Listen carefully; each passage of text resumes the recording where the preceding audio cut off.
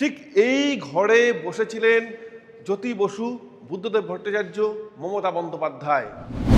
আগের সেই মহাকরণকে আমরা ফিরে পাব। 7খানা ঘর রেডি করা হয়েছে। নমস্কার, এই সময় লাইভে বিপ্লব চক্রবর্তী, আমার সঙ্গে ক্যামেরায় রয়েছে বাপুন সাউ। এই মুহূর্তে মহাকরণের এমন একটি ঘরে রয়েছি যা ঐতিহাসিক দৃষ্টান্ত বহন করে চলেছে এবং ইতিহাসের সাক্ষ্য বহন করে চলেছে এই ঘরটি। ঠিক এই ঘরে বসেছিলেন জ্যোতি বসু, বুদ্ধদেব ভট্টাচার্য, মমতা বন্দ্যোপাধ্যায়। 1977 সাল থেকে 2000 সাল পর্যন্ত, অর্থাৎ 23 বছর জ্যোতি বসু এই ঘর থেকে কিন্তু তিনি প্রশাসন চালিয়েছেন।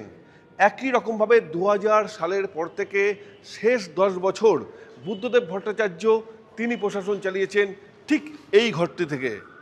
তারপর মমতা বন্দ্যোপাধ্যায় কিছুদিন এখানে বসেছিলেন।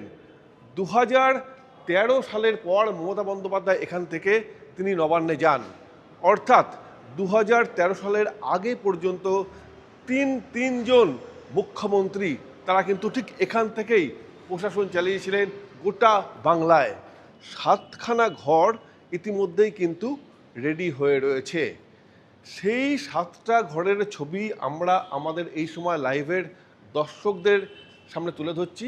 আমার ক্যামেরা পার্সন বাপুন সাউকে বলবো যে নতুন করে সাজিয়ে তোলা হয়েছে, অর্থাৎ 7খানা ঘর রেডি করা হয়েছে, সেই ছবি যদি একটু তুলে ধরা যায়।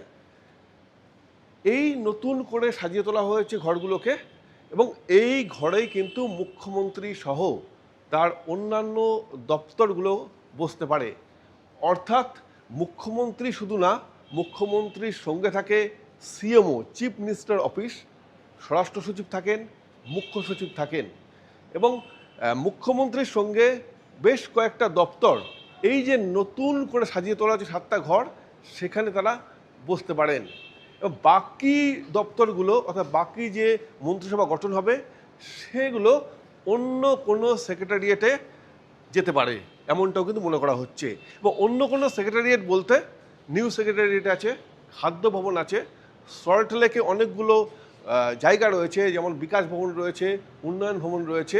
বিভিন্ন সেক্রেটারিয়েটে কিন্তু ভাগ হয়ে চলে যেতে পারে।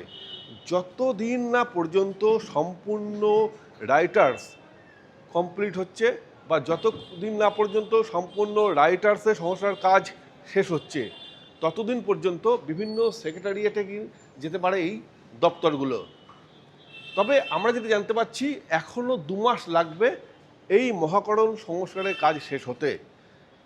মনে করা হচ্ছে 2 মাস পরে হয়তো আগের সেই মহাকরণকে আমরা ফিরে পাব।